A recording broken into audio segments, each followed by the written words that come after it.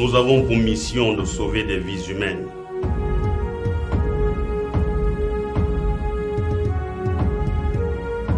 La vie n'est rien, mais rien ne vaut la vie. Ne jamais oublier ma responsabilité et mes devoirs envers le malade et sa dignité humaine. J'exerce dans l'intérêt public ma profession avec conscience et respect. Vous devrez toutefois vérifier la date de péremption des médicaments avant de les mettre au rayon.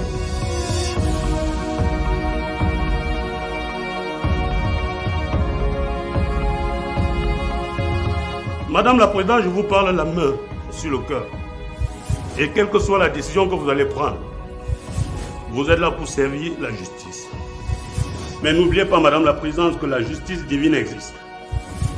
Coupable d'homicide involontaire.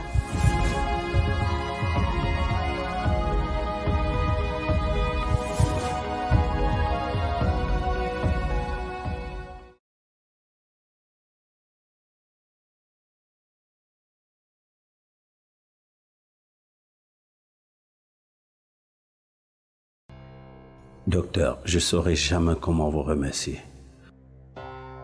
Toute cette peine que vous vous donnez à prendre soin de ma femme. Je vous en prie, monsieur le commissaire. Je ne fais que mon boulot. Soyez rassurés, votre épouse va de mieux en mieux. À vous entendre parler comme ça me rassure. Mais vous savez, docteur, ma femme, comme tous les autres, aurait pu périr dans cette histoire. C'est ce qui pourra arriver si vous ne prenez pas de dispositions.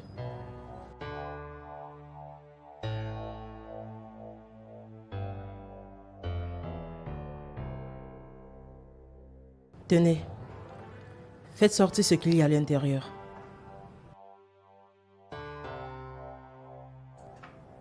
Vous le reconnaissez? Ça ressemble aux médicaments de ma femme? Exact. Monsieur le commissaire, qu'est-ce que vous a pris à aller vous ravitailler ailleurs qu'en pharmacie? Ailleurs? Pas du tout. Je les ai achetés en pharmacie. D'ailleurs, les factures se retrouvent sur mon bureau. Comment ça en pharmacie?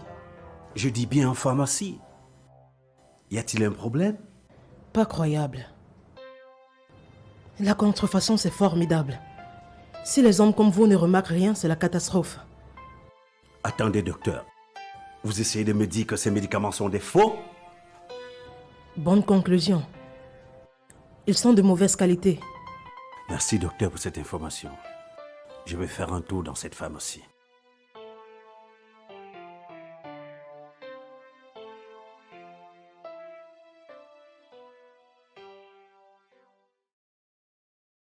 Est-ce que tu sais que maman commence à me casser les pieds? Et moi alors? Elle n'accepte pas que nous avons grandi.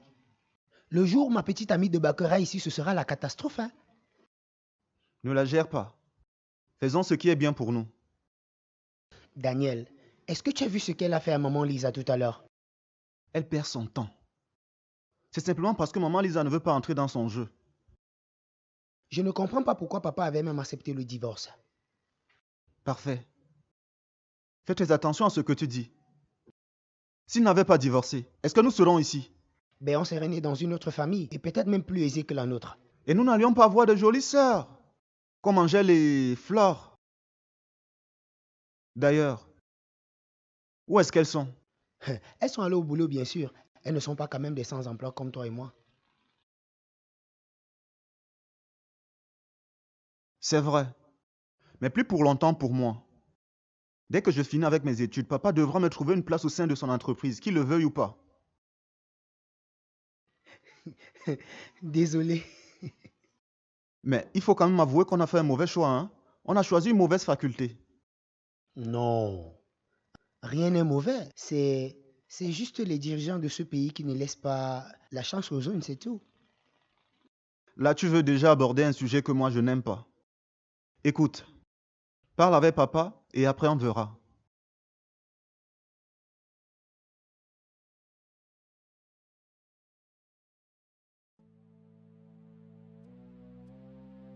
Et qu'est-ce que tu es venu faire ici? Je t'ai interdit de venir ici. Mais Patrice, tu es vraiment bête. J'ai l'habitude de venir ici. C'est en arrêtant de le faire que les gens vont se douter de quelque chose. Tu as raison, je n'avais pas vu ça ainsi. Qu'est-ce que tu veux? Nos partenaires sont à quelques kilomètres du port. Ils veulent la conduite à tenir. Ils veulent quoi exactement?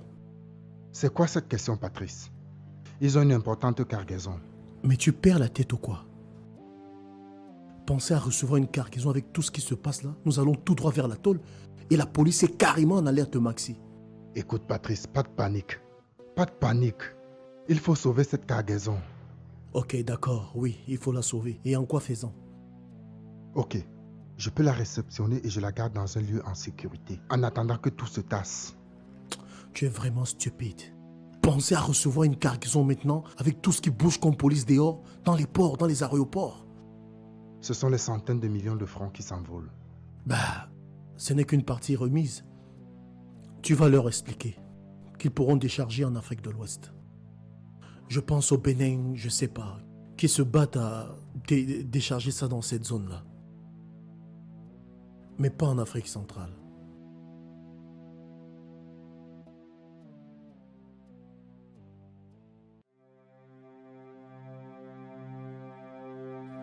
Alors, j'espère que vous savez pourquoi je suis ici. Je sais que ça a un rapport avec l'hécatombe causée par la consommation des médicaments périmés. Vous n'avez rien à me dire à ce sujet? C'est une situation qui met les citoyens que nous sommes mal à l'aise. J'aurais pu être victime, ou alors un proche. Ça vous fait si mal à ce point?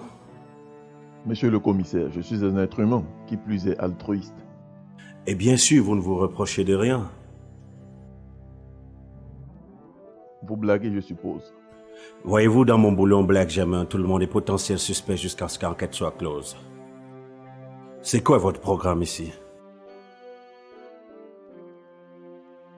Mon chef, le directeur des ventes est mieux placé pour vous. Vous travaillez combien de jours par semaine?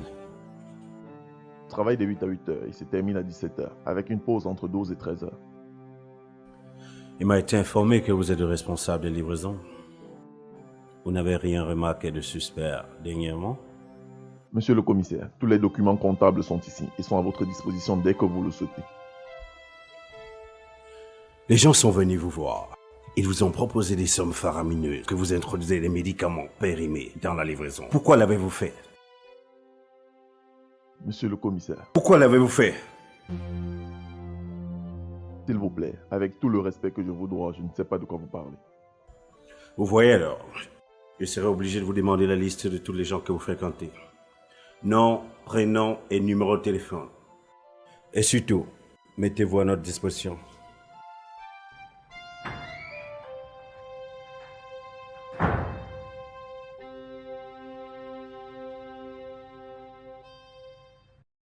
Daniel?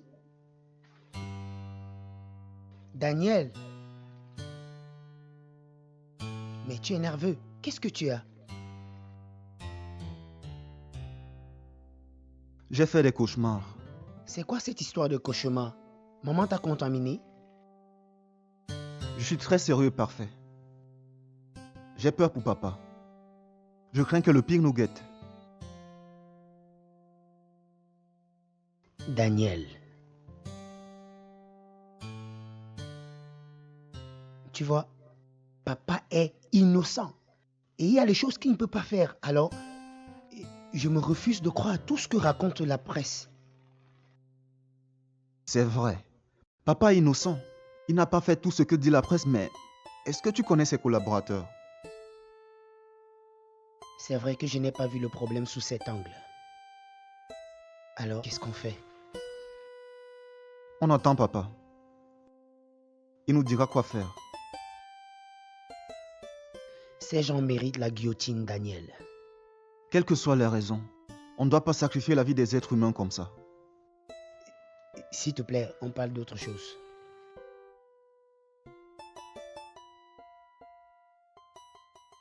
C'est vous, Serge Bikwe? En personne. Qui êtes-vous et qu'est-ce que vous voulez? Police spéciale. Nous voulons vous poser quelques questions. Installons-nous, nous serons plus à l'aise. J'espère que tu ne veux pas te retrouver. C'est le directeur des ventes. Maman, Les rapports? Je n'irai pas jusque-là. Je ne suis qu'un agent et je n'ai aucun rapport avec le service de vente. J'ai rencontré M. Patrice Olinga lors de la présentation des vœux à M. le directeur général. Êtes-vous au courant de ce que la population subit? Vous voulez parler des médicaments périmés? Qui vous a parlé des médicaments périmés? Soyons sérieux, messieurs les agents. Qu'est-ce que vous voulez savoir? Qu'est-ce que vous voulez que je vous dise? Que je connais l'origine de ces médicaments? Certainement. Ok, je vous écoute. Il nous a été rapporté que vous pourriez nous dire quelque chose par rapport à ce sujet. Celui qui vous a dit ça s'est foutu éperdument de votre gueule. Je n'en sais que dalle et je ne peux rien vous dire. Vous restez à notre entière disposition, d'accord? J'ai du travail qui m'attend.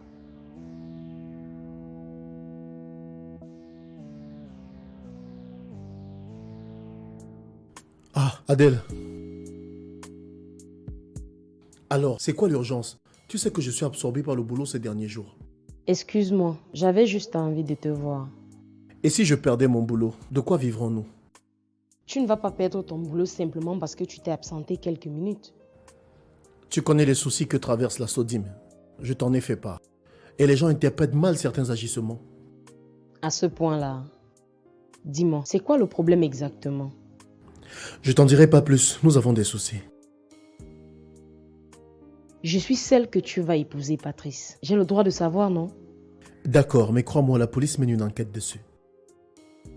La police? Une enquête? Chérie, s'il te plaît, dis-moi que tu n'es pas concernée. Je ne saurais vivre si jamais il t'arrivait quelque chose. Adèle, je ne suis en rien concerné. Il s'agit de mon patron, je suis juste un témoin. Ne fais pas cette tête. Je verrai tes parents aussitôt que l'enquête est achevée.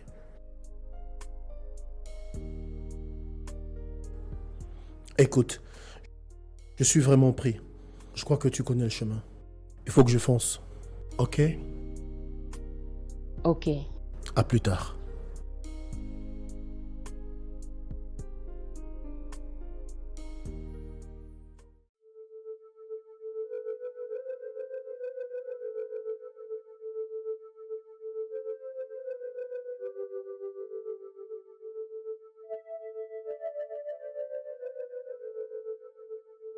Pourquoi c'est si long?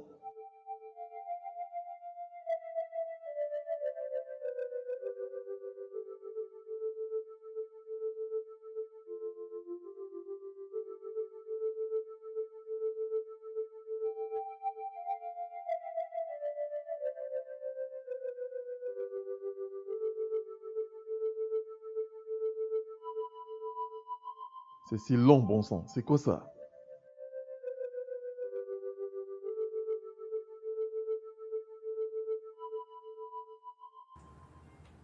Reprends ton courage et dis-moi ce que tu as dans le cœur.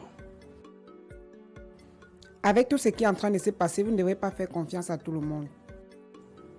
Mademoiselle, est-ce que tu connais quelque chose à ce sujet? Excusez-moi, monsieur. Je sais que ce n'est pas du tout facile, mais je me retrouve dans l'obligation de vous le dire. Patrice me fait la cour depuis un certain temps et il est prêt à me donner tout ce que je pourrais lui demander. Mais où est le rapport? Je me suis dit qu'il y avait quelque chose d'important ou d'intéressant à me dire. Tu me racontes vos histoires d'amour. Et si c'était le cas, Patrice est un bel homme et toi également tu es une belle fille. En plus, Patrice est célibataire. Dois-je te faire un dessin? Et si je vous avouais qu'il tenait des propos malsains à votre endroit? Écoute, mademoiselle, c'est la dernière fois que tu viens à mon bureau me raconter des conneries. Messieurs! Faut sortir.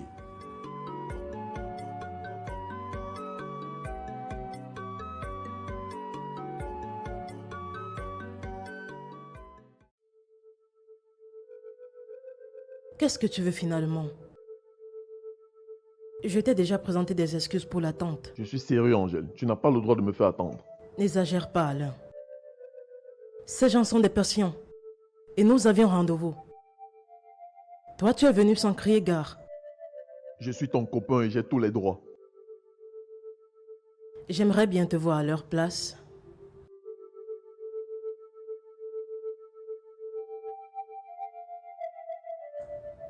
Qu'est-ce que je peux faire qui puisse apaiser ta colère?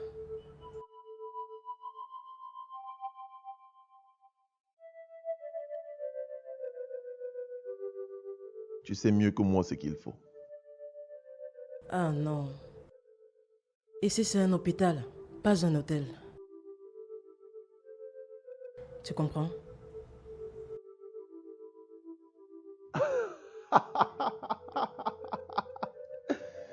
Je t'ai bien eu, non? Ah mon Dieu, qu'est-ce que je suis bête. Non, là, tu ne peux rien attendre. Écoute mon amour, je suis si content de te voir prendre soin de tes patients. J'aimerais tant être à leur place. Vraiment. C'est la première fois que je vois quelqu'un souhaiter être malade. Ok. À quelle heure tu prends ta pause? Avec ce monde, je ne pense pas avoir droit à la pause. Ok. Je vais y aller. Tu me fais signe. Ok? Ok.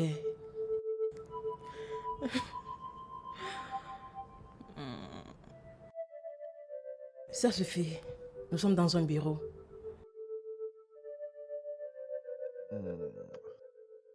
Hey, hey.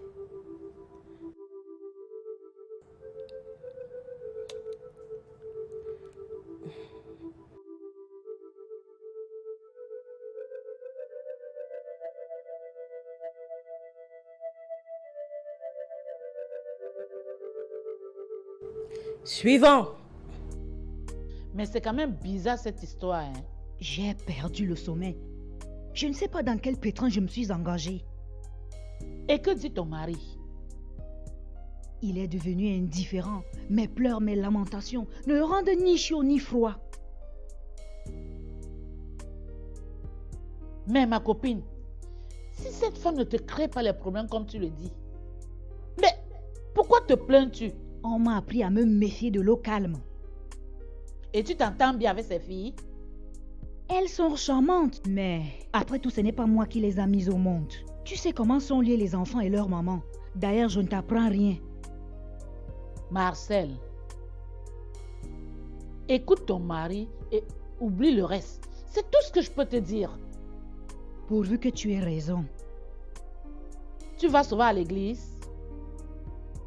N'en parlons pas. C'est une longue histoire. Marcel, ton mari a besoin de ton soutien en ce moment difficile qu'il traverse. Il a besoin de toi. Et le Dieu qui est notre créateur. J'ai compris, j'ai compris. J'irai à l'église. Oh, en quelle langue vais-je te parler? Ça va aller.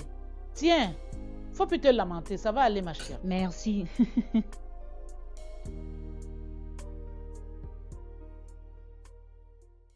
Docteur Mangabel, je m'excuse pour le retard. J'ai laissé mon téléphone dans le véhicule. Je m'inquiétais déjà, car je sais que ce n'est pas dans tes habitudes, cher maître. Disons, plus de peur que de mal. C'est quoi le sujet? Est-ce que tu lis les journaux ces derniers jours, maître? Je vais te surprendre, docteur. Je ne m'intéresse vraiment pas à ces feuilles de chou. Ce qui compte pour moi, ce sont mes clients et je leur donne tout mon temps. Ce qui fait la une ces derniers temps, des médicaments périmés retrouvés sur le marché. C'est très grave. De toutes les façons, je n'aimerais pas être à la place des auteurs. Et si je te disais que tous les soupçons sont tournés vers moi? Donc c'est la raison de ma présence ici. Tu as tout compris, cher maître. Bien. On se calme et on me raconte tout. La police est convaincue que le point de départ de ces médicaments périmés est la société que je dirige. Mais c'est pas possible, docteur. La Sodim, c'est une entreprise sérieuse. Et si cela a été vérifié?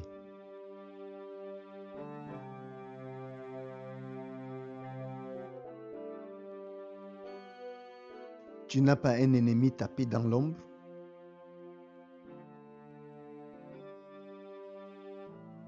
Ta perte va bénéficier à quelqu'un. Tu n'y as jamais pensé? Difficile à savoir. J'ai remué le méninge, fatigué. Je ne sais pas qui soupçonner ou accuser. Dans tous les cas, croisons les bras et attendons les résultats de l'enquête. On ne va pas t'interpeller sans preuve.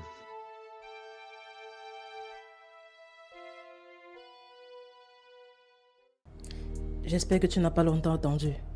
Tu ne me laisses pas le choix. S'il te plaît, je suis sérieuse.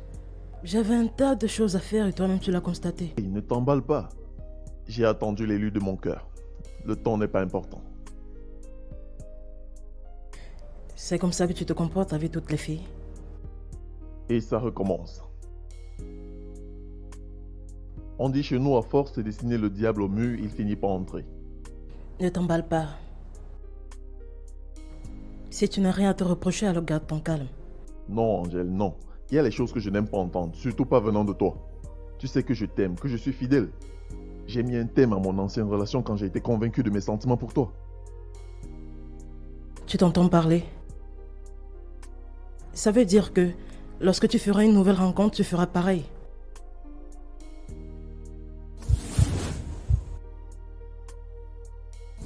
C'est ton dernier mot? Écoute, dis-lui que désormais pour moi elle est comme une sœur. Je suis prêt à être témoin de son mariage. Ça, je ne peux pas le faire. Tu le feras toi-même. Eh bien, dis-lui donc de ne plus t'envoyer vers moi. Soyez positive. Nous vivons l'espoir. Votre mari m'a dit qu'il n'a rien fait. Faisons confiance à la police. Docteur Mangabel sera bientôt aux arrêts. Et qui sait, je risque d'être nommé directeur général. Mais, Patrice, tu n'es pas sérieux? Quand tu me regardes, j'ai l'air de quelqu'un qui blague. Maman Marcel, celle qui nous a mis au monde a une occasion en or de nous trouver une bourse pour l'Europe. Mais elle la laisse tout simplement filer. Chérie, le souci de tout parent, c'est de voir son enfant réussir. Si maman Marcel a pu faire une chose pareille, ça veut tout simplement dire qu'elle a un autre projet pour vous. Ah, arrêtez de la défendre, votre honneur.